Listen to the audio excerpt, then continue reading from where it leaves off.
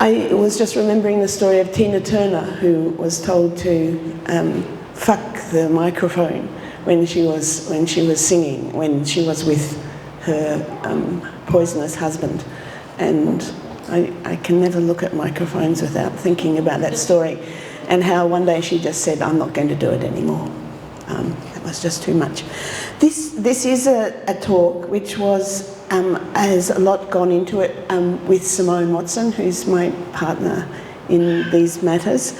It also builds on two actual databases which have been done much more recently.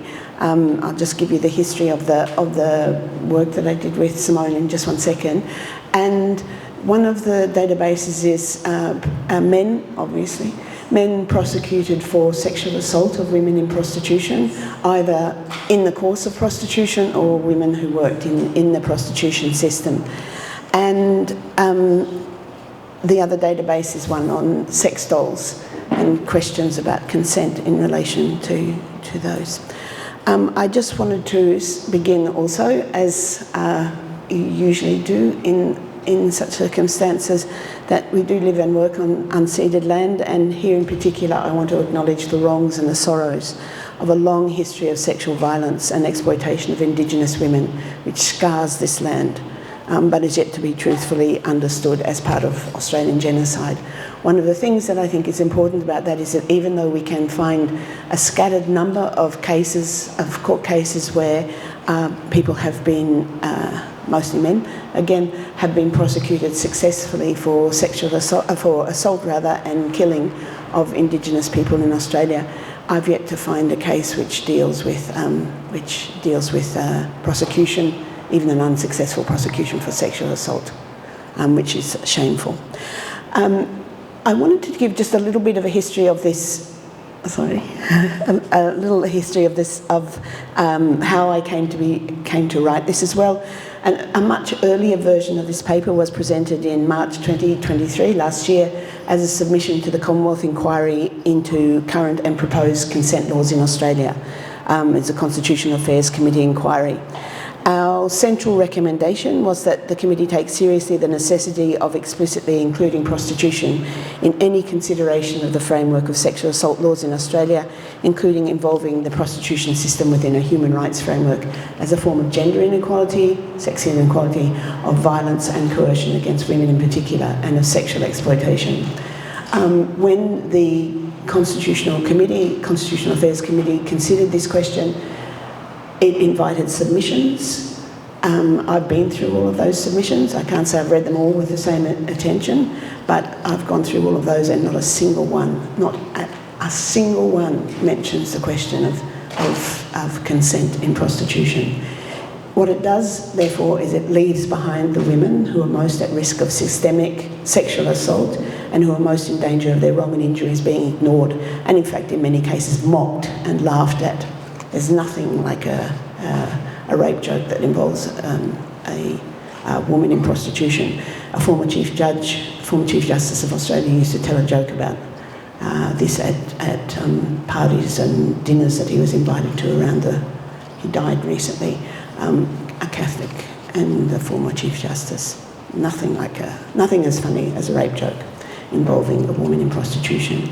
So what we argued was that a comprehensive and systematic rethinking of sexual assault legislation, and I'll talk just briefly about why I think it's important that we talk about legislation and law, that a systematic rethinking of that in terms of human rights principles, particularly those of dignity and anti-discrimination, must address the question of consent and of coercion in prostitution. You might know that in 2022 there were changes made to the New South Wales Crimes Act, in particular provisions involving mutual affirmative consent. Instead of this emphasis, we argued for a shift in the legislative framing of those provisions so as to bring their interpretation into line with an overarching definition of sexual assault as this: as a violation of a sexual nature under circumstances of threat or use of force, fraud, coercion, abduction, or the abuse of power, trust, or a position of dependency or vulnerability. This definition is adapted from a proposal by Catherine McKinnon, who draws on the language and reasoning of international law on sexual assault, which is developed in various criminal tribunals for Yugoslavia and Rwanda, the International Criminal Court, as well as the language of the Palermo Protocol, which deals with trafficking.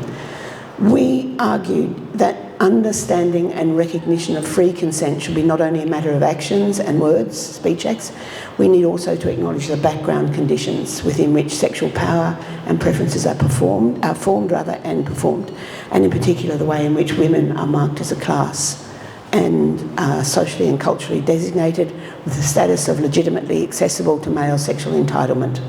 That is, women in prostitution.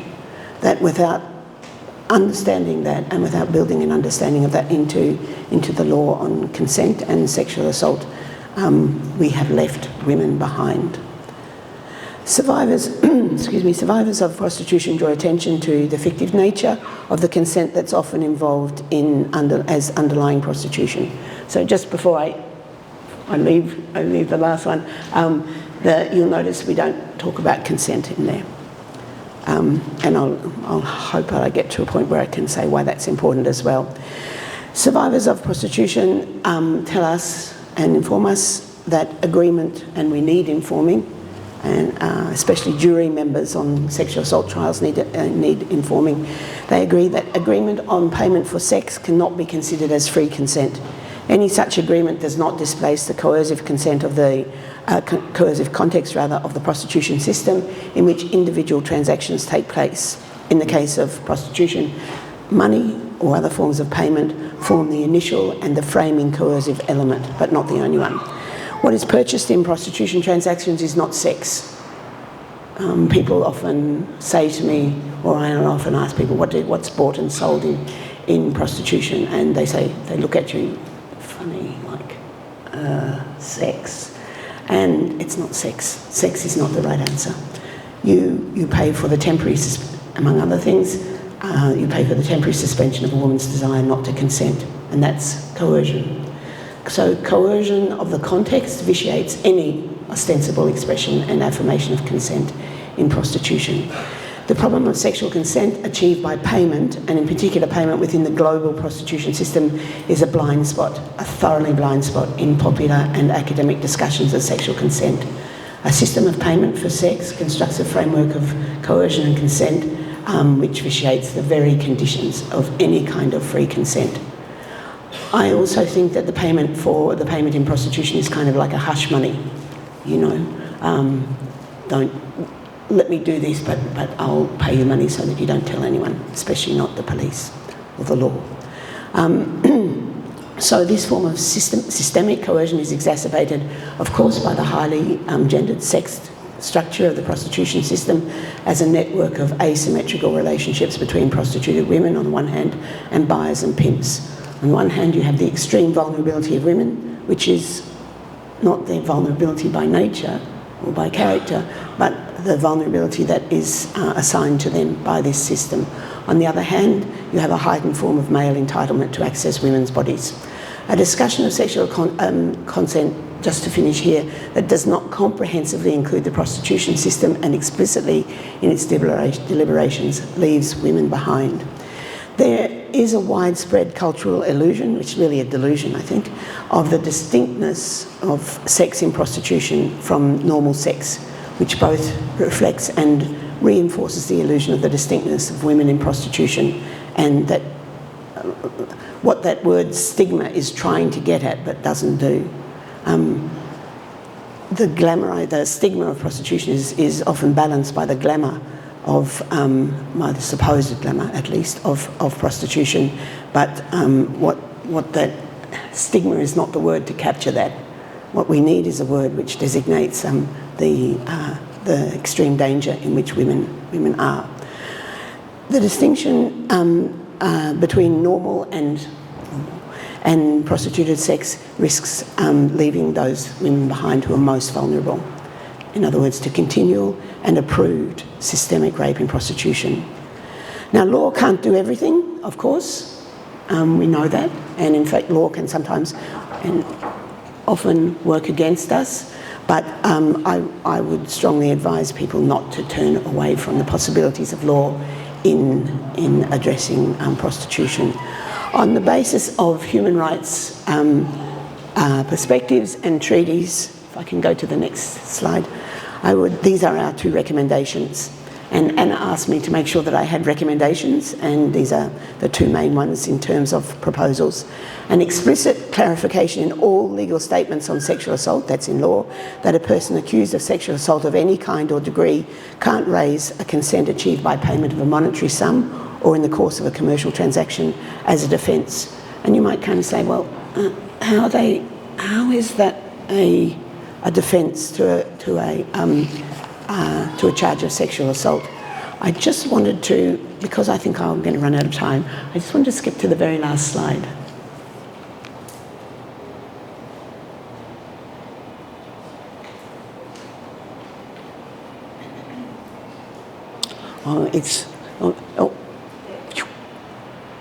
Like the two dudes. This one here. I'm sort of glad you probably can't read what it says about Mr. Jiang there, but let me tell you about Mr. Jiang. What he, I'm sorry, now I've lost this story because I'm skipping here. Excuse me. In this case, Mr. Jiang was a real estate agent. Here, the person on the left was a real estate agent who, high on drugs and alcohol, etc., and on masculinity, broke into a house which was near to a house that he was letting, a rental house. And it wasn't even the one that he was letting. And he then called what's called an escort agency, another euphemism, and bought a woman for an hour. At the end of the hour, I suppose the polite term is he couldn't perform, he couldn't get it up, and he couldn't do what he thought he'd paid for. So he got very angry, of course. Masculinity was fueling this scenario, and he asked the woman if she would stay for an extra time. She said no.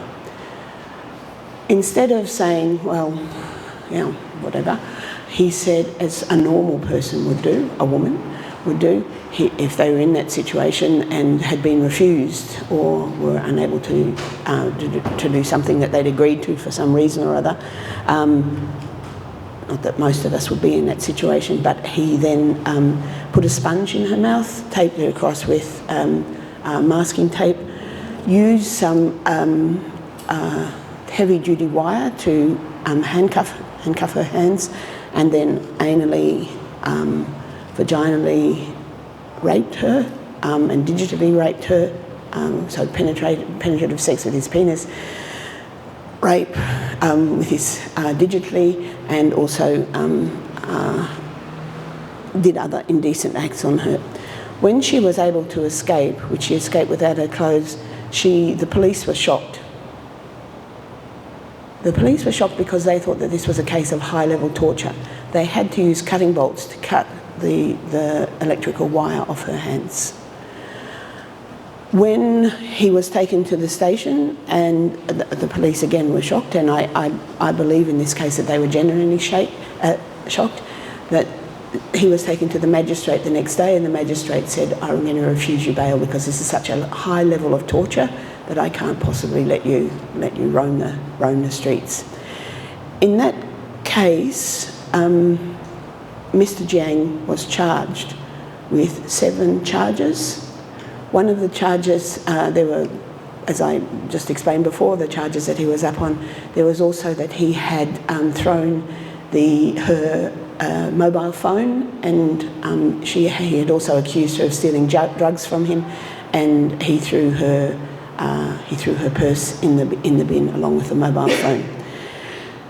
He was prosecuted, he went to trial. The judge gave instructions appropriately to a high level of torture, a case of high level of torture, and I'm just going to ask you, but you'll know the answer. What was he found guilty of? Nothing except for the mobile phone and the purse. So they were the subject of. So he was, and when another judge considered the case of sentencing him for destroying of the phone and the purse, the judge, even the second judge, said, I can't really work this one out. How was he not, how did they not, in his sentencing remarks he said, the jury, like you could just imagine him saying this, the jury seems to have decided that as she had consented, he wasn't guilty of anything. Now, that's a kind of, it's a fairly straightforward case, I think, a fairly dramatic case. There's not many, there's often complexities in these cases, you know, and those sorts, in these cases that complicate matters a little bit, not in that one. In the case of Mr. Bailey as well, who was the person who killed Jill Marr, you find that he was a habitual user of women in prostitution. When I was a little bit surprised when I compiled my database, when I scraped a legal database and looked for cases where people had been accused of assault or sexual assault, usually both.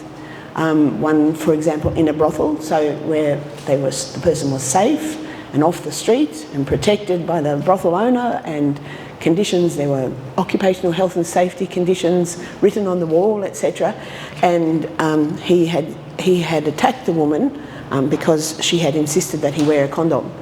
When she insisted that he wear a condom, he refused. This was in Canberra. That he refused to do so on the basis that he came there so often that they knew him and that they knew he was clean. Interesting. And he then got a chair and attacked somebody in the brothel.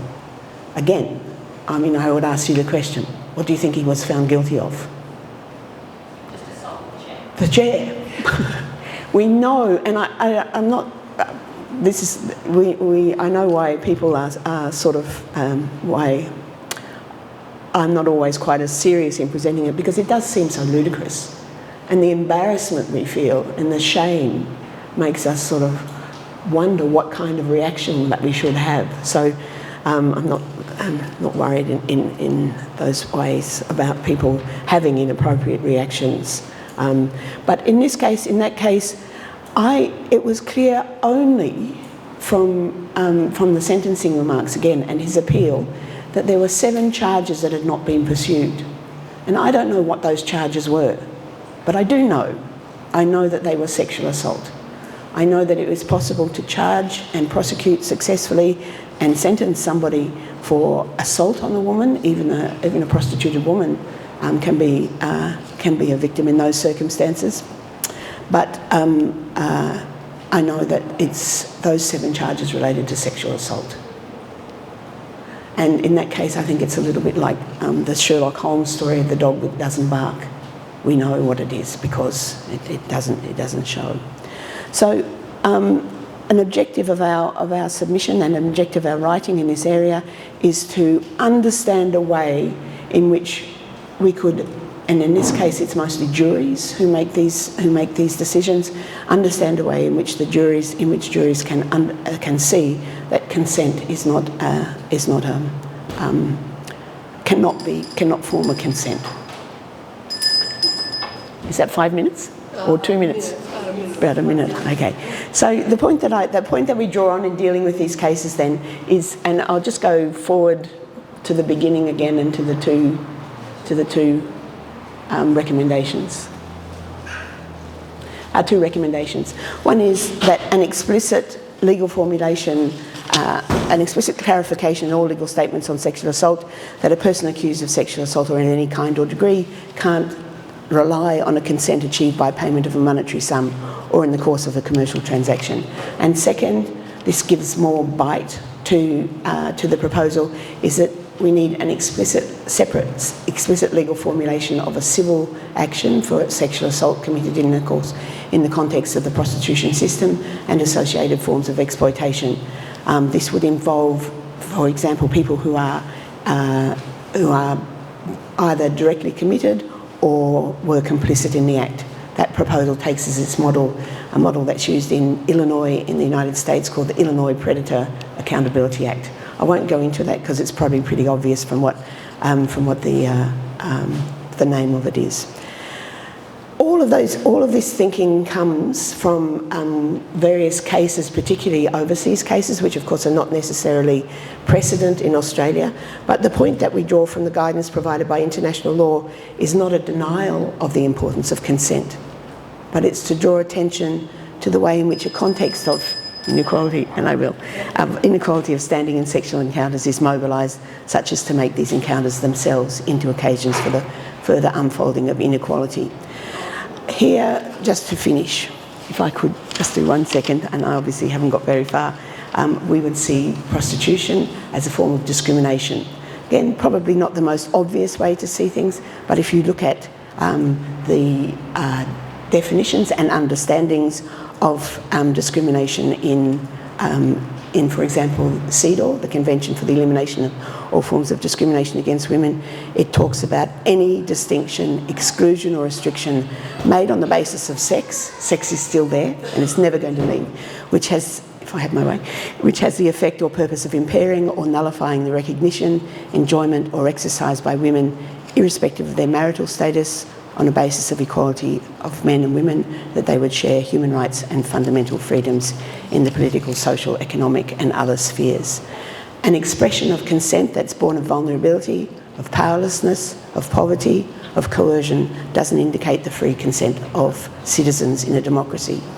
If we as a society and a culture continue to fail to understand that, and especially if we're on juries that fail to understand that in prosecutions of men for their actions against prostituted women, we ensure that some women are left behind, that they're not part of Me Too, that there's something else. And we thereby, by doing that, ensure that it's no great matter that they're left behind, and that not all women have a human right to freedom from discrimination, to the enjoyment of the world on equal terms with other women. Men can do, maybe you can have enjoyment of the world with men as well if you want, but certainly with women is the most important thing there. So taking away those two recommendations, please keep talking about these to people. Don't leave women in prostitution behind. If somebody mentions consent, just put up your hand and remind them that we want to talk about systemic consent, and that we want to talk about how the law can deal with those questions much better than the Queensland, this is my last sentence, much better than the Queensland government is about to deal with them. If you haven't written a submission, I know for a fact that governments, I know this from experience and from fact, that governments are very lenient in allowing submissions. If you write them today, for example, at 10 o'clock the submissions were due, but if you write them at any time today or tomorrow or even in the next couple of days and say that you want to make a submission and could you please be late, but you've been doing whatever things women do that make them late, later than men, they will almost certainly accept that. You can also go through, I keep adding, you can also go through the submissions that are already there and simply write a submission to say, I support this one. Okay, thank you.